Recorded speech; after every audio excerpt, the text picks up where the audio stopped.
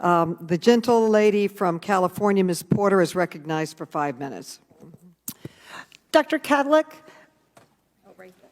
for someone without insurance, do you know the out-of-pocket cost of a complete blood count test? No, ma'am, not immediately. Do you have a ballpark? With a copay, ma'am? No, the out-of-pocket, just the typical cost. I do not, ma'am. Okay, a CBC typically costs about $36. What about the out-of-pocket cost for a complete metabolic panel? Ma'am, I'd have to pass on that as well. You have any idea? You want to take a ballpark? I would say $75. Okay, 58. Getting closer. How about flu A? The flu A test. Ma'am, again, I would take a guess at about maybe 50. 43. Flu, this is like the Price is Right. Flu B. Too high again. I would probably say 44. That's good.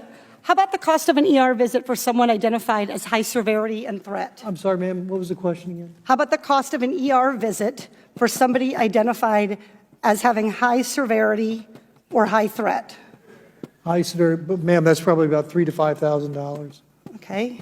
That is $1,151. This all totals up to $1,331. That's assuming they aren't kept in isolation. Isolation can add up for one family already, $4,000. And fear of these costs are going to keep people from being tested, from getting the care they need, and from keeping their communities safe. We live in a world where 40% of Americans cannot even afford a $400 unexpected expense. We live in a world where 33% of Americans put off medical treatment last year. And we have a $1,331 expense, conservatively, just for testing for the coronavirus. Dr. Redfield, do you want to know who has the coronavirus and who doesn't? Yes. Not just rich people, but everybody who might have the virus? All of America. Dr. Redfield, are you familiar with 42 CFR 71.30, excuse me? 42 CFR 71.30. The Code of Federal Regulations that applies to the CDC. 42 CFR 71.30. I think if you could frame what it talks about, that would help me. I Okay. don't relate. Dr. Redfield, I'm pretty well known as a questioner on the Hill for not tipping my hand. I literally communicated to your office last night and received confirmation that I was going to be asking you about 42 CFR 71.30. This provides the director may authorize payment for the care and treatment of individuals subject to medical exam, quarantine, isolation, and conditional release. That I know about, and my office did tell me that. I just didn't know the numbers, ma'am. That's Congresswoman. Great, so you're familiar. Dr. Redfield, will you commit to the CDC right now using that existing authority to pay for diagnostic testing free to every American regardless of insurance? Well, I can say that we're going to do everything to make sure everybody can get the care they need. Reclaiming my time. Dr. Redfield, you have the existing authority. Will you commit right now to using the authority that you have vested in you under law that provides in a public health emergency for testing, treatment, exam, isolation without cost, yes or no?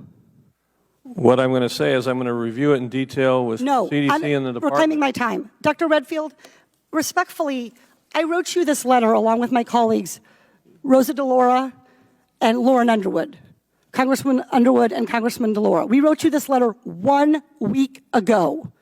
We quoted that existing authority to you, and we laid out this problem.